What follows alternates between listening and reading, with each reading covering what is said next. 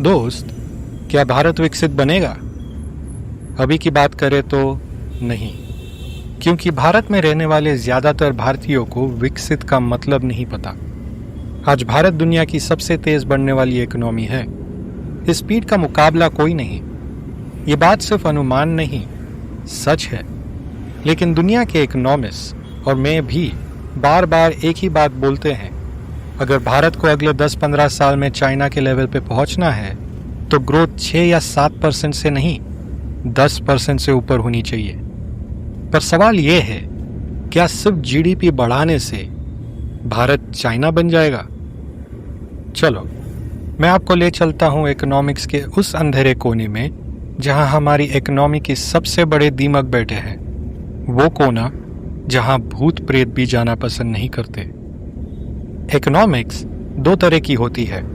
पहली macro, taxation, inflation, unemployment, GDP growth, ये सबको डायरेक्टली इम्पैक्ट करते हैं। दूसरी micro, supply, demand, prices, consumer behaviour, ये सिलेक्टिव है। कुछ लोगों को डायरेक्टली टच करती है, बाकी को इनडायरेक्टली। पर कुछ चीजें दोनों में आती है, जैसे इंफ्रास्ट्रक्चर, सफाई, सिविक सेंस, ट्रैफिक मैनेजमेंट। यही है बिहेवियर इकोनॉमिक्स, जहां नंबर्स नहीं, बिहेवियर डिसाइड करता है कि देश कितना विकास करेगा। और यही वो अंधेरा कोना है जहां आम भारतीय जाना तो दूर, देखना भी नहीं चाहते। भारत की सबसे बड़ी प्रॉब्लम इसी बिहेवियर इकोनॉमिक्स में छिपी है। वो कैसे? क्या आपको पता है, सिर्फ इंडियन रेलवेज हर साल 1200 करोड़ रुपए थूक साफ करने में उड़ा देता है। सही सुना, 1200 करोड़ सिर्फ गुटखे और तंबाकू के दाग मिटाने में। और ये सिर्फ रेलवेज है। अब सोचो, रोड्स, बस स्टैंड्स, मेट्रो, फुटपाथ्स, सबको मिला लो तो बिल 20 से 30 हजार करोड़ तक पहुंच जाता है। एक गवर्नमेंट स्कूल बनाने में लगते हैं 10 करोड़ रुपए। मतलब सिर्फ थूक के सफाई के पैसों से 2 से 3 हजार स्कूल बन सकते थे। लेकिन स्कूल्स की हालत आप सब जानते हो। गुस्सा आया? आना चाहिए। जो लोग थूकते हैं उन्हें पता होता है कि ये गलत है, फिर भी करते हैं। तो सवाल ये है, क्या थूकना आपका अधिकार है या उन बच्चों का जो स्कूल और हॉस्पिटल्स डिजर्व करते हैं? पब्लिक में थूकना छोटी बात लग सकती है, लेकिन इसका नुकसान लाखों करोड़ों में है। जब एक इंसान थूकता है, उसका लॉस घूम फिर के उसी का पर्सनल लॉस बन जाता है। मैंने एक वीडियो बनाया था, महाराष्ट्र वर्सेस शंघाई। महाराष्ट्र का जीडीपी 40 लाख करोड़ रुपए है और शंघाई 60 लाख करोड़। एक पूरा राज्य एक तरफ और एक शहर दूसरी तरफ। शंघाई में पर कैपिटा इनकम 24 लाख है, महाराष्ट्र सिर्फ 8 लाख, 3 से 4 गुना कम। क्यों? क्योंकि शंघाई ने पिछले 20 साल में एक चीज को बजट में रखा है, ब्यूटिफिकेशन।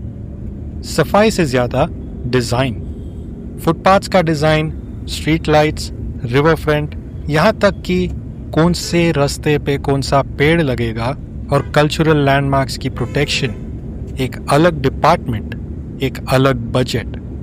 रिजल्ट?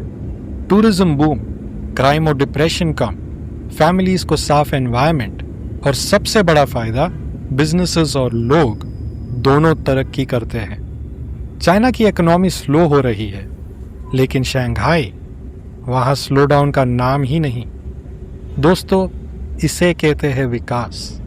अब आप बोलोगे मैं चाइना का पक्ष ले रहा हूं। सही है, लेकिन मैं सिर्फ एक अच्छी चीज अपनाने की बात कर रहा हूं। अब शायद आपको समझ आ गया होगा, मैक्रो और माइक्रो इकोनॉमिक्स सिर्फ किताब नहीं, ये आपके दिनचर्या के डिसीजन से जुड़े हैं।